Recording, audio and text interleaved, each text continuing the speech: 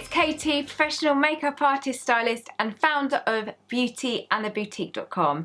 Today I've got some really cool techniques to share with you, all about how you can make your foundation look not just incredible, but glowing, flawless and never ever cakey.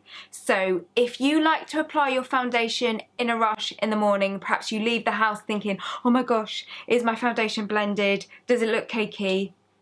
Keep watching, because I've got some amazing tips, techniques and products to share with you that are going to eliminate that fear and make your foundation look like the best skin of your life. Are you ready? Let's get started. I've handpicked two products that as a makeup artist I swear by. They're in my kit, they're in my personal kit, they're in my professional kit. They work. A brush. This is no ordinary Kabuki brush. This brush blends makeup, foundation like nothing else. This ensures that your foundation will never, ever, ever look cakey.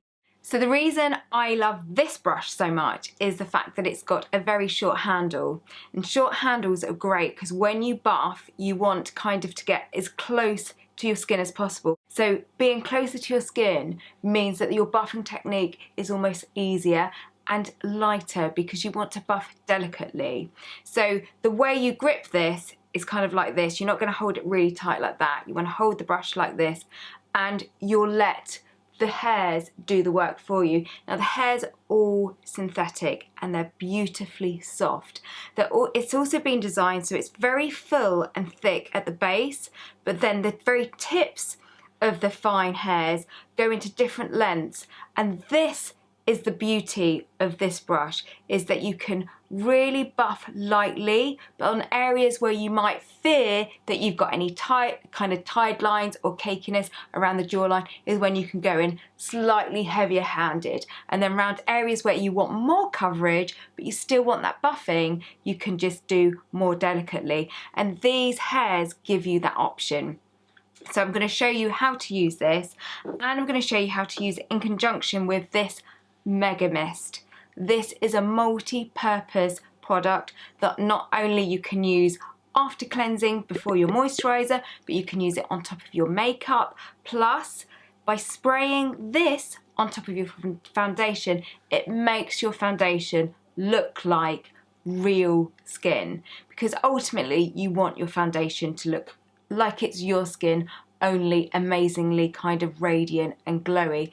This really does the job, but it also helps your skin retain more moisture because it's predominantly hyaluronic acid.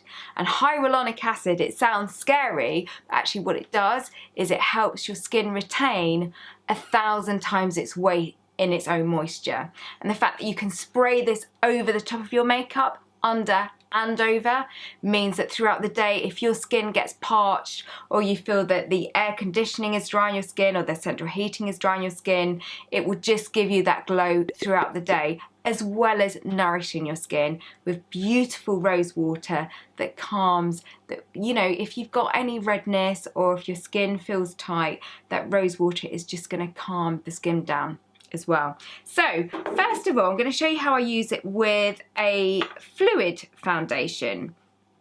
So I'm going to use my fingers to apply my foundation because I figure, you know, in the mornings, if I'm in a rush, you know, I'm not going to have time for doing really fancy dancy application techniques, and I'm figuring that when we're all in a rush, as you might be at home, this is maybe how you might be applying your foundation. Because yes, I'm a makeup artist and using you know, various different brushes on clients is one thing, but let's face it, in the mornings when we're rushing to get ready, it really is just hands, you know, paste it on, slap it on and leave the door. Okay, so there you go, foundation on. You've got two choices.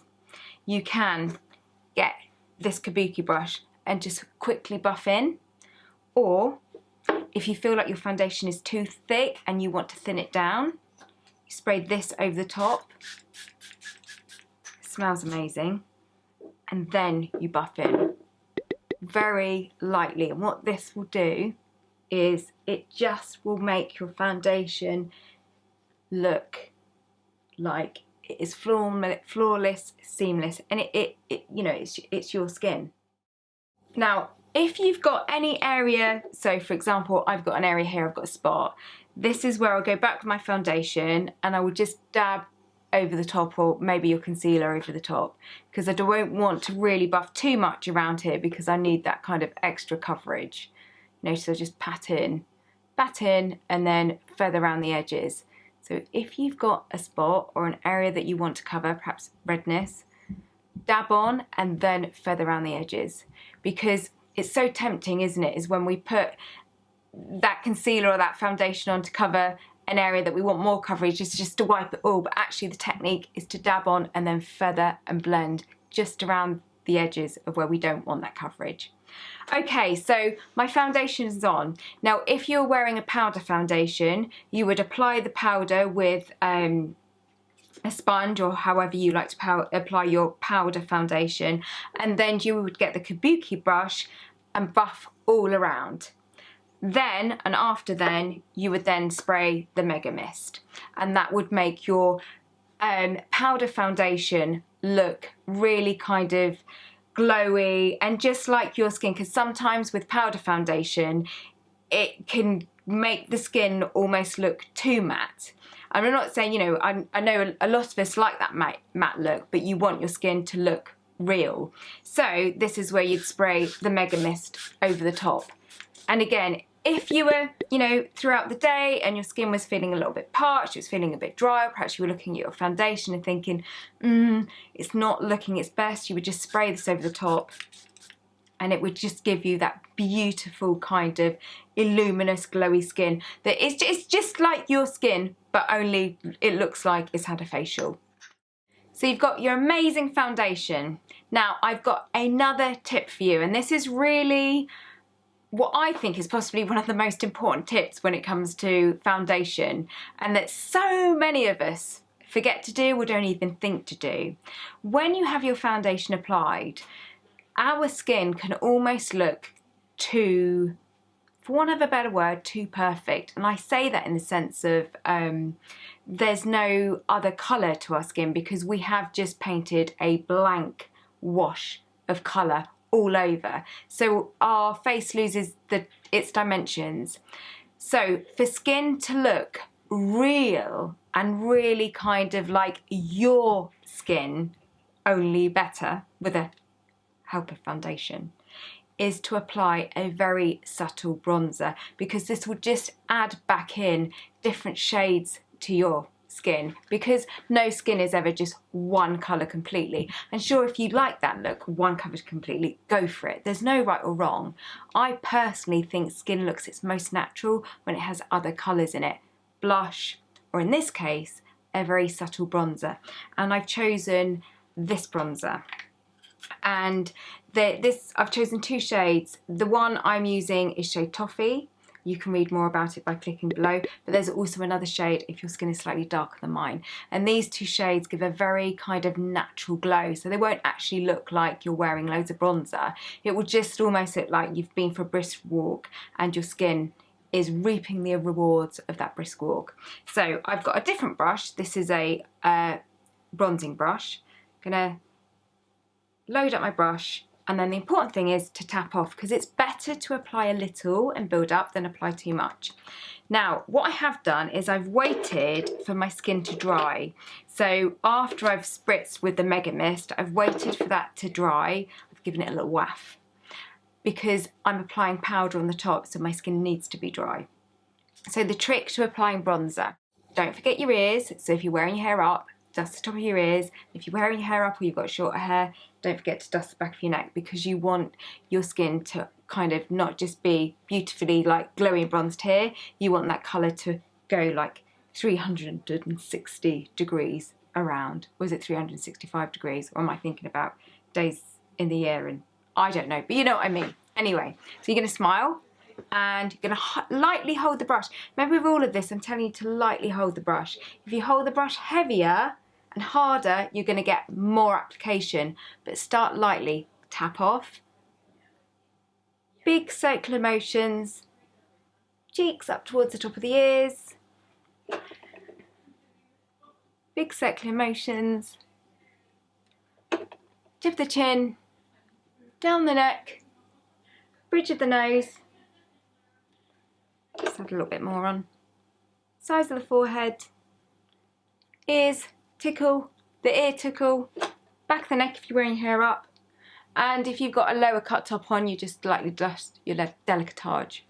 And that you can build up as much as little you want. We'll just add back in kind of a three-dimensional look to your face, and that's what will really play off your bone structure and make your skin look real. Okay, if you don't like to wear any eye makeup, you can do this if you want to do a quick eye makeup look. Dust in, tap off your bronzer, squeeze your bronzing brush like that, and just quickly go into the sockets. As simple as that, and that will just give a little bit more definition to your eyes without looking like you're actually wearing eyeshadow. Final step, because I want this look to look very natural and all about the skin, is I'm going to keep my lips nude, and I've put together a nude trio.